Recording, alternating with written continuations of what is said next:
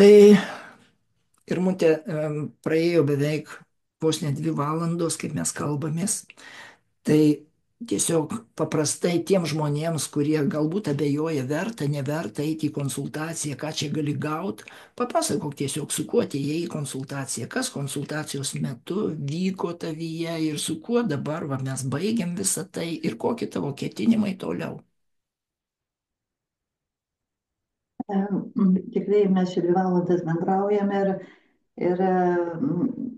ir ar verta ar neverta, tai aš manau, kad aplamai vienareikšmiškai verta, nes tu tada aplamai kažkokius pagrindus įgauni ir sužinai vis dėlto, kokiu keliu galima eiti. Ir tai, kad labai sistemingas, labai konkretus, labai aiškus jūsų dėstymas. Ir tokį vien tik tai va, per tą konsultaciją jau tu įgauni tokio tvirtumo, kad žinai kryptį ir, ir, ir kad viskas, va, sakau, kaip ir aišku, kaip yra viskas susijęta šiame gyvenime ir ne tik gyvenime. Tai, tai va tokio aiškumo labai įvedėt.